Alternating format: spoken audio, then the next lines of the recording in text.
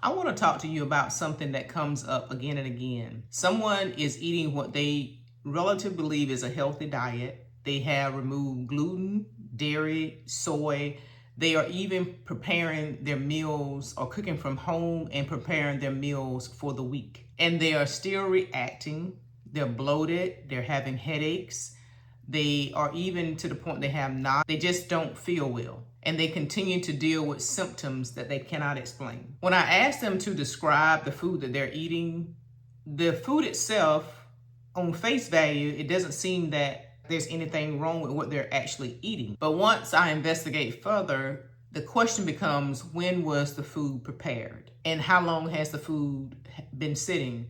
So that brings to question for me, are you really reacting to the food at all? Or are you reacting to how long the food has been sitting? In this video, I break down why the same meal can make you feel different depending on when you eat and how immune accumulation in leftovers and meal prep may be a hidden variable most people overlook. Now, this is not about a restrictive food list. This is about understanding what it means. This is about understanding how your body processes histamine and where that particular process can become overwhelmed in the body. Let me give you a simple explanation of histamine, because I think most people have only heard about histamine in the context of antihistamine or allergies. Histamine is a compound that the body naturally produces. It is involved in the immune system, digestion, and even the sleep-wake cycle. Your gut also encounters histamine based upon the foods that you eat. And your body has a built-in enzyme, and the acronym is DAO, which is diamine oxidase, which primary job is to break down histamine before it becomes a problem. Here's what you need to understand. Histamine does not just exist in food. It builds up over time. The longer the food sits in the refrigerator, in a slow cooker, at room temperature, the more histamine accumulates. Bacteria naturally break down protein in food, and that process generates histamine as a byproduct. Now, this is not a sign that the food has gone bad in a traditional sense. It can look fine, it can smell fine, but its histamine content may be significantly higher than when it was originally prepared. This is why two people can eat the same exact meal. One person eats it fresh, one person eats it as a leftover,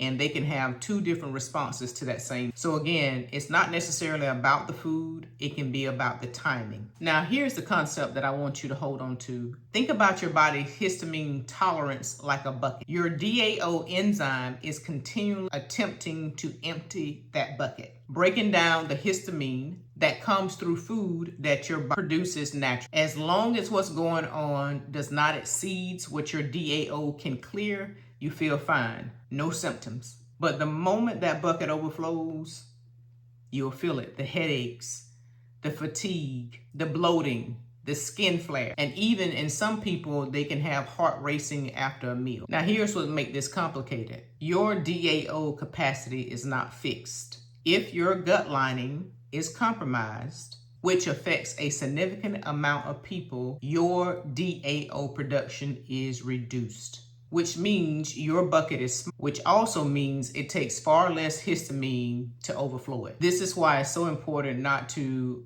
address histamine intolerance in isolation over overall gut health. They are directly connected. So let's talk about what this means practically, because I think this is where the real work will begin. If you are meal prepping, I believe there are some significant things that may be increasing your histamine without you even realizing it. Number one, slow cook. Long, slow cooking times, especially with protein, increases histamine. A chicken breast that typically takes about 20 minutes to has a different histamine profile than a chicken breast that has been in the slow cooker for 8 hours. Now, this doesn't mean that you have to give up slow cooking entirely, but if you're sensitive, this is something that you may want to pay attention to. Number two, storing your proteins for more than 24 hours. We have to understand that the clock starts the moment that food is cooked. Every hour that it spends in your refrigerator, histamine is building. If you're batch cooking your proteins on, let's say, Sunday, and you're eating off them throughout the remainder of the week, you are consuming a dramatically higher amount of histamine by Wednesday, Thursday, and Friday. Number 3, reheating multiple times. Each reheating cycle does not reset the histamine clock. The bacteria by then has already done its work, and at that time you're just eating a accumulated result of that histamine in that particular food. And you have to remember this, it doesn't mean anything if the food smells or looks safe. Histamine is odorless, it's tasteless. Histamine really doesn't give any warnings whatsoever. So what does a lower histamine approach to meal prep look? Here's what I would encourage you to consider. First, cook fresh and freeze immediately. Freezing stops histamine accumulation almost entirely. Not completely, but almost. So if you want the convenience of meal prep, cook your proteins, portion them out, and then you take them out one by one, unthaw it, and then eat it that way. Basically, what you're doing is you're only going to defrost what you actually need for that particular day. Second, prioritize fresh over fermented.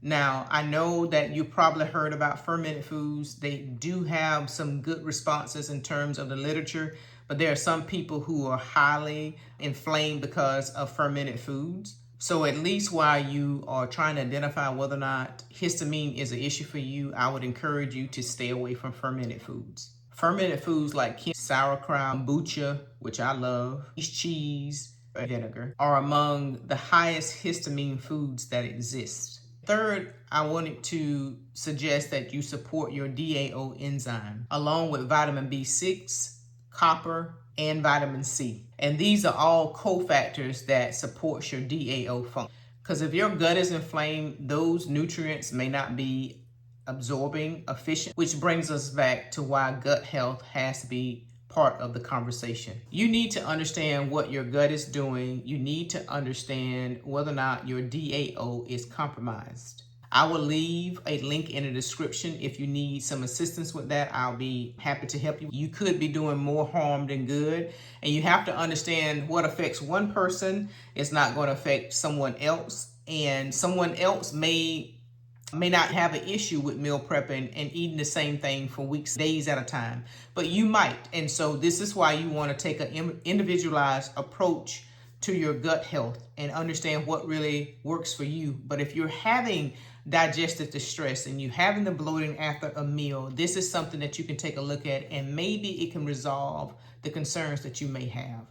Now, if you feel that you need more support, please make sure you click the link in the description below. I hope this gives you a clear picture of what may be happening and that you don't develop fear around. Make sure you share this video, comment, like, and subscribe, and stay tuned for video number 2 of this series of speaking about histamine intolerance. Take care, everybody, and I will see you in the next one.